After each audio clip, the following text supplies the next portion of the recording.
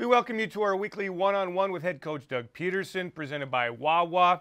And Doug, we begin the Nick Foles portion of this 2017 season. Let's talk about Nick and really provide a scouting report on what fans can look forward to with Nick running this offense. Well, number one, veteran player, obviously a guy that I have history with. I was part of the Eagles when we drafted him a few years back, and really loved everything about his game coming out of college. And once you get him into your building, you understand the type of player you got.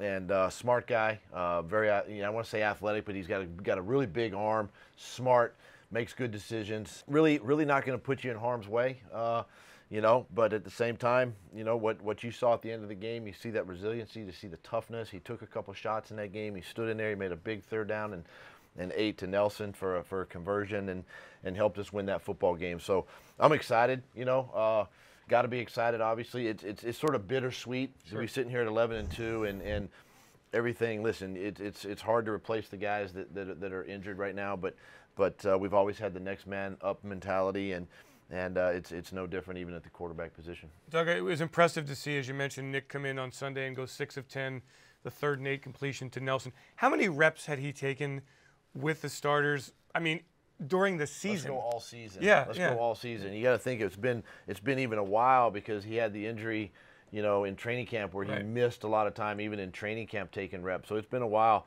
And that's what you love about your backup quarterback, and I love about Nick Foles is how he prepares and how he gets the mental reps. Now he is running the service teams during the week, and he's getting a lot of throws and doing things right there as well.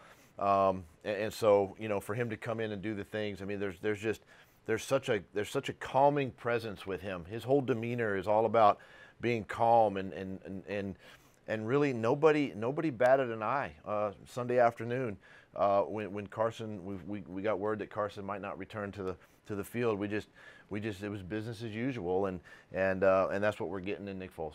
For what Nick has gone through in his career, to come to Philadelphia, all of a sudden in 2013 he's 27-2, he's the co-MVP in the Pro Bowl, and then to have that kind of taken away from him, and then to come back, how do you think that's helped him to be in this situation?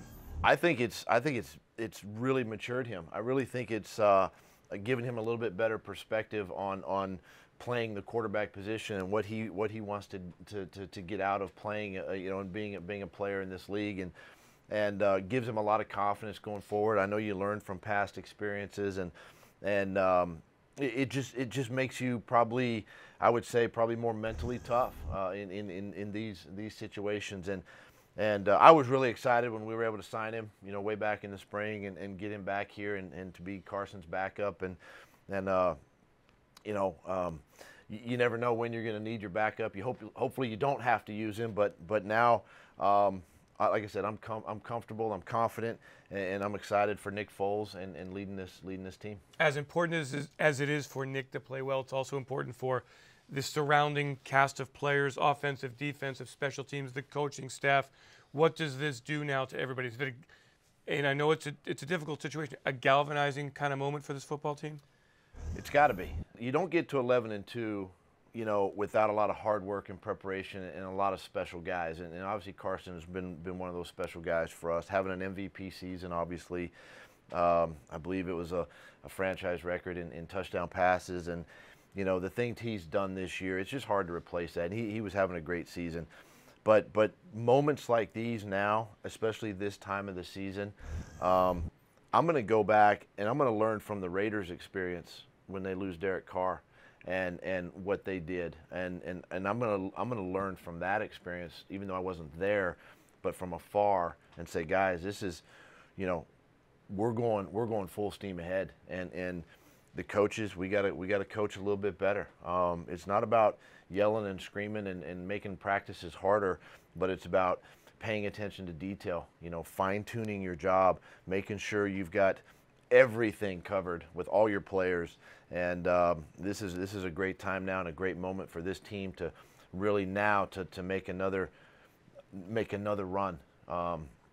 like we did earlier in the season, because now really you're playing for a lot of, the stakes are a little bit bigger now, a little bit higher. So yeah, this is a great opportunity for our football team. New York Giants win the Super Bowl. Phil Simms goes down. Hostetler comes in.